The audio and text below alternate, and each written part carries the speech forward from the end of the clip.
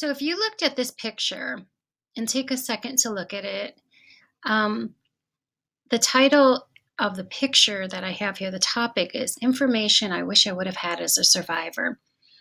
Think about what you see in this picture. What do you think is going on in the picture? Just take a look. Maybe jot down some notes because I'll come back to this picture later on.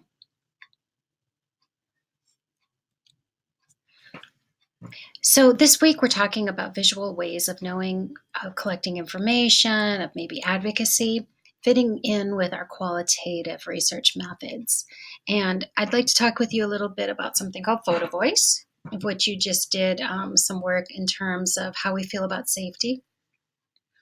Photo maps, which is something I developed, which I turned out to be just like digital storytelling. And then photonovelas, something I worked on when I was at the University of Florida. So consider this. Why do we take photographs? Think about why you take photographs. Why do people share photographs? And things have changed over time. When I first started working with visuals, it was, people would say to remember events, to document things that are unusual that they want to share with others, to communicate, to express themselves creatively, to educate ourselves and others, to elicit other people's input on things.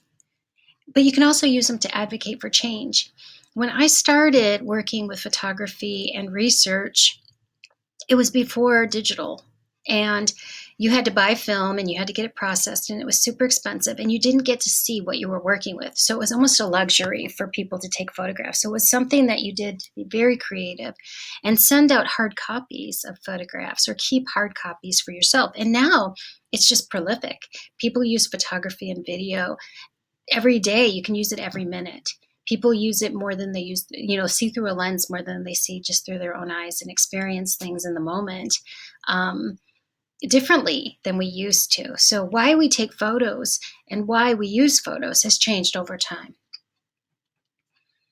But since 1994, we've known that events and symbols captured in photographs have been used to encourage people to take the lead in discussing the meanings of their experiences, making it possible for them to tell their own stories.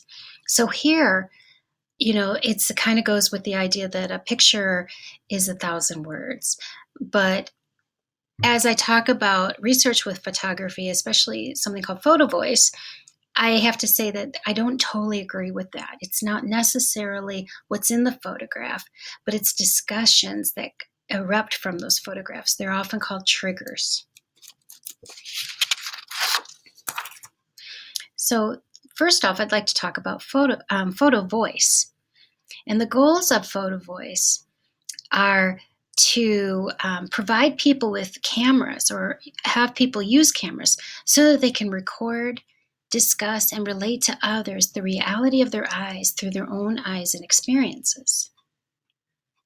There are 3 distinct goals of photo voice which put it in that advocacy kind of paradigm.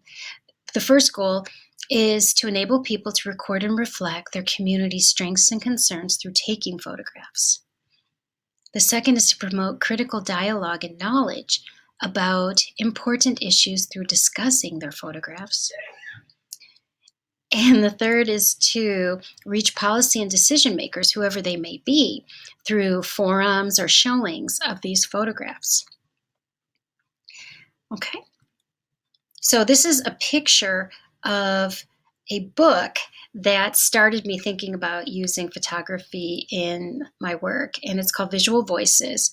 And it was something that was codified by somebody called Christine Wang, and I wound up working with her, and she provided cameras to Asian women in the village of the Hunan province in China and asked them to take pictures of a day in their life just to show what it's like for peasant farm workers on a daily basis, especially the women. And so she started something that she codified as being photo voice. And photo voice has theoretical foundations in many different theories, but 3 distinct ones are empowerment education, feminist theory, and documentary photography. So, empowerment education, or something often called the theory of critical consciousness, was something that was developed by somebody called Freire, Paulo Freire, who was a educator, and he strived to engage individuals in questioning their historical and social situation, and used the words that they used to teach them literacy. The idea for him was that regular education or traditional education can reinforce powerlessness and make people stay in the status quo. And I've talked about this in other classes where, who writes history? So if you're just teaching people history and teaching people, how to read and how to write based on the words that you want to share, you want them to use, there's little critical dialogue around that. But empowerment is the idea of using people's own lives and their own experiences to learn about themselves, and then see themselves within their social environment so that they can start to figure out where change is needed and how to make that change. Feminist theory validates differences, challenges universal claims to truth, and seeks to create social transformation in a world of shifting and uncertain meanings. It recognizes that local expertise and insight cannot be realized from the outside. That's why you're getting the insider perspective. Documentary photography is providing cameras to people in the idea that it will empower them to record and prompt change. So all three recognize that power is often held by those who have a voice. And because these are the groups of individuals who own history and decision-making power, and these are the groups that are not ignored by society. All three of these theoretical foundations believe in the need to understand and acknowledge local history and circumstances. All three strive to obtain and share knowledge about the experience of groups often ignored by society. They recognize that every human is capable of critically perceiving and evaluating their own world, but they have to see themselves in their own world. They believe that participants, not researchers, should and can define content and outcome of their own learning. And all three see the visual image as a useful tool for achieving critical consciousness. As issues are brought to consciousness, people are better able to see their own situation in a new light. So let me say that again. As issues are brought to consciousness, and often by photography, people are better able to see their own situation in a new light.